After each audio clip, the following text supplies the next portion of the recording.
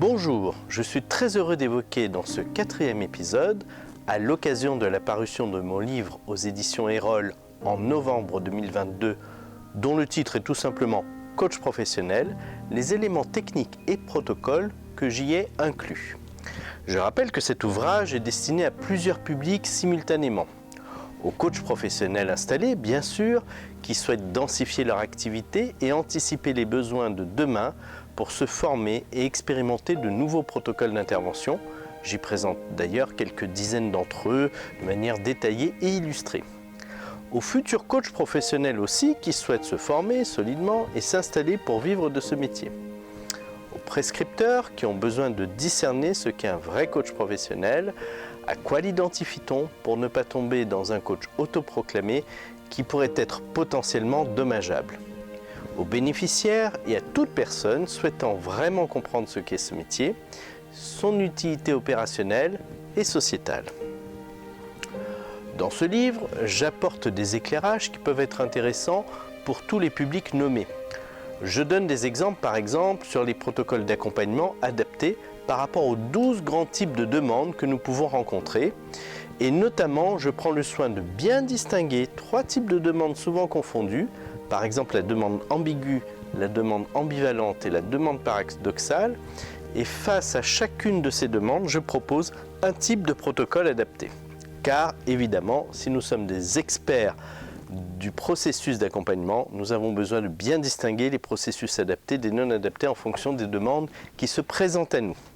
Cela permettra peut-être à certains coachs professionnels de clarifier des zones de flou classiques, à celles et ceux qui pensent que consulting et coaching revient au même, de bien percevoir la différence entre la mise en œuvre d'un processus d'accompagnement et la délivrance d'un contenu, aux prescripteurs et aux bénéficiaires de mieux percevoir les bénéfices qu'ils pourront en percevoir en retirer à l'occasion de leur accompagnement.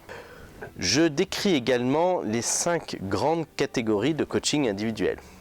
Par exemple, le coaching de prise de décision et le coaching de performance. Le coaching de guidance et le coaching existentiel. Le coaching de crise. Le coaching de développement. Et enfin, les 2 types de coaching de soutien, le court et le long. À chaque fois, je précise quel est le déploiement spatio-temporel qui est adapté parce que vous verrez qu'en fonction de ces 5 grandes catégories de coaching individuel, nous faisons des accompagnements, des déploiements spatio-temporels très différents. C'est-à-dire que la fréquence et la durée des séances n'est pas du tout de même ordre. J'aborde aussi dans cet ouvrage les 4 grands types de coaching d'équipe que nous pouvons rencontrer. Je pense déjà à la construction d'équipe ou le fameux team building en anglais, l'entraînement d'équipe ou le fameux team coaching, la cohésion d'équipe ou le team cohesion et la cohérence d'équipe, à ne pas confondre avec la précédente, ou team consistency. Là encore, j'avance l'idée que nous avons besoin de déployer des séances sur des durées différentes en fonction de ces 4 grands types. Donc je précise le déploiement spatio-temporel que je pense être le plus adapté. Je pense que c'est à la fois précieux pour les coachs professionnels eux-mêmes et aussi pour les clients, les prescripteurs, pour savoir à quel type de coaching ils doivent faire appel. Je propose également une description du coaching dit désorganisation, qui est un coaching plus complexe et plus technique encore et qui est moins fréquent mais qui est particulièrement intéressant, qui est un type de coaching qui est plus centré sur toutes les interfaces dans l'organisation. Et quand on parle des interfaces dans l'organisation, c'est des interfaces que nous allons accompagner simultanément pour permettre une transformation beaucoup plus globale et durable du système. Là encore, j'illustre cette pratique par différents exemples que j'ai pu moi-même vivre ou observer.